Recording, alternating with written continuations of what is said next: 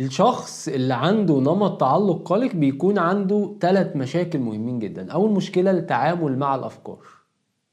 يعني مثلا لو رن على الشخص اللي معاه في العلاقة والشخص ده ما ردش لأي سبب أيا كان، فبتلاقي أفكار زي هو ما كلمنيش، هو ما بيحبنيش، هو ممكن يكون بيكلم حد تاني، هو ازاي ما يكلمنيش الوقت ده كله، هو كده ممكن اكون انا زعلته في حاجة، ممكن يكون متضايق مني، طب انا عملت ايه يخليه يزعل، طب انا عملت ايه يخليه ما يردش عليا. كم كبير وسيل كبير جدا من الافكار والاسئلة اللي بتكون في دماغك مش عارف تتعامل معاها.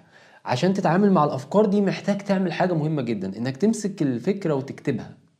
اكتب الفكرة واكتب او اسأل نفسك سؤال مهم جدا: هل ده منطقي؟ هل اللي انا بعمله ده منطقي؟ هل الفكرة دي اصلا منطقية على ارض الواقع؟ هل الشخص ده ما بيحبنيش؟ هل الشخص ده ما بيعملش حاجات تثبت ان هو بيحبني؟ هل الشخص ده مش بيقضي لي احتياجاتي؟ مش ممكن يكون مشغول؟ فابتدي اكتب الفكرة واناقشها، مع التكرار هلاقي نفسي ابتديت اقتنع.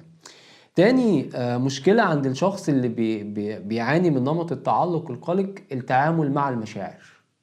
نفس الموقف ده لما بيحصل بتلاقي والأفكار دي لما بتبتدي تشتغل بيبتدي يتولد جواه مشاعر زي الغضب، القلق، الحزن، الخوف، بسبب الأفكار الكتيرة والتساؤلات الكتيرة اللي بتكون في دماغه دي.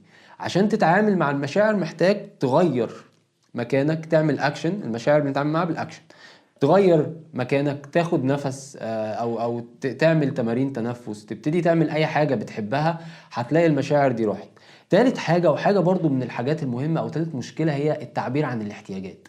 دايما الشخص اللي عنده نمط تعلق قلق بيكون عنده مشكلة في انه يطلب احتياجه بشكل واضح او بشكل كلير. فمثلا لو عايز الشخص اللي معاك في العلاقة يهتم بيك، مش بتقول له انا محتاج انك تهتم بيا ومحتاج انك تعمل واحد اتنين تلاتة، بتلاقي نفسك بتطلب ده بصيغة خناق: انت عمرك ما اهتميت بيا، انت عمرك ما جبت لي حاجة، انت عمرك ما قلت لي كلمتين حلوين، الكلام ده كله. وعشان تخلص من القصة دي او حل القصة التالتة دي او حل تالت مشكلة ده، هي انك تعرف بالظبط عايز الشخص ده يعمل لك ايه عشان تحس المشاعر دي. يعني لو عايز تحس مشاعر اهتمام، محتاج تعرف الشخص اللي قدامك يعمل لك ايه بالظبط.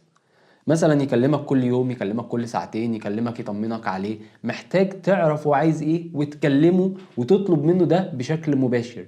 مثلا عايز تحس بالأمان، فمحتاج تعرف ايه اللي يحسسك بالأمان وتقول له ده وتطلبه منه بشكل مباشر. طلب الاحتياجات بشكل مباشر مهم جدا جدا جدا. لو عايز تعرف اكتر عن انماط التعلق، ولو عايز تعرف ازاي تتحرك من نمط تعلق غير آمن لنمط التعلق